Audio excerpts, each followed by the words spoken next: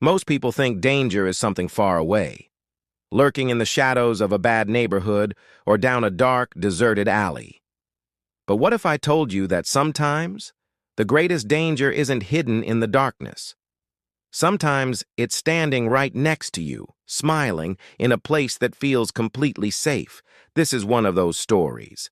It takes place in a small American town called Clearwater Hills, the kind of quiet, idyllic suburb where people still leave their doors unlocked and greet each other by name every morning.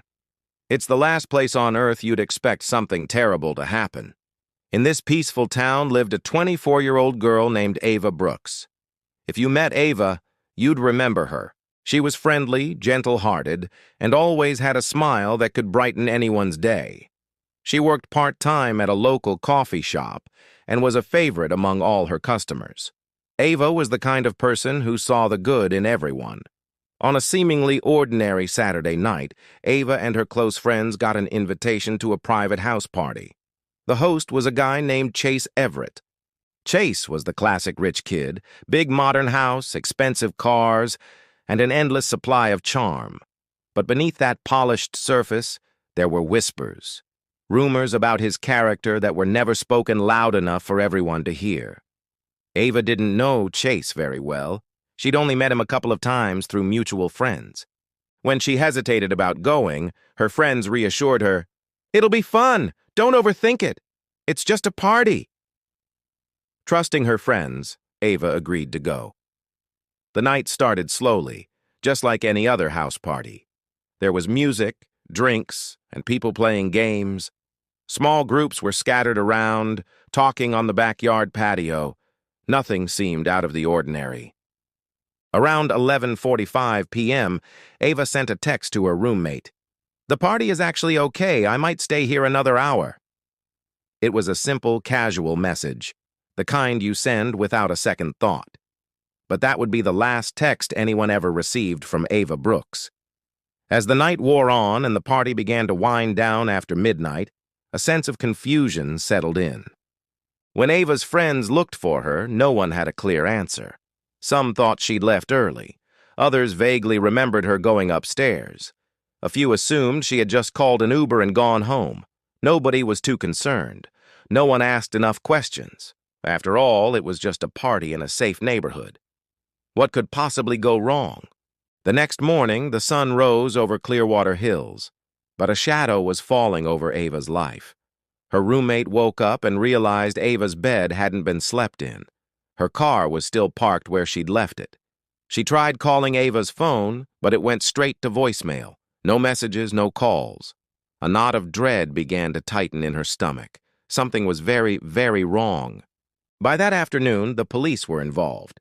They started their investigation by checking security cameras from houses around the neighborhood, hoping to piece together Ava's movements.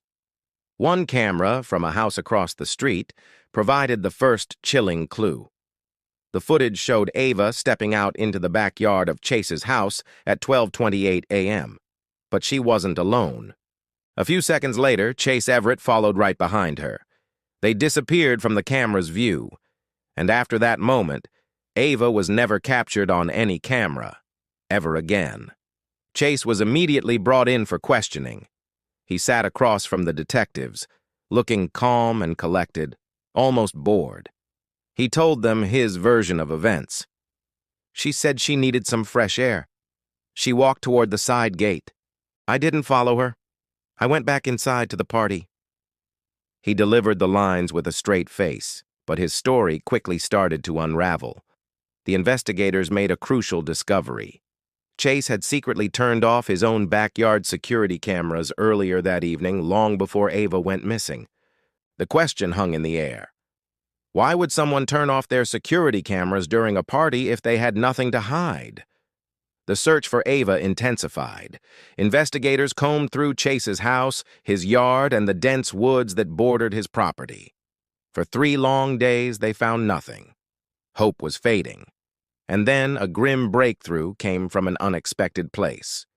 At a waste transfer site on the edge of town, workers sorting through garbage stumbled upon a bag containing female belongings. Inside, they found Ava's distinctive necklace, one of her missing shoes, and a small, worn-out card from her purse. Her body was never fully recovered, but the evidence was overwhelming. It proved, without a doubt, that Ava Brooks did not leave that party safely. With this evidence, Chase Everett was arrested and charged. Throughout the trial, he maintained his innocence, repeating the same cold, detached line over and over. "She left on her own. I didn't do anything." But his words were hollow.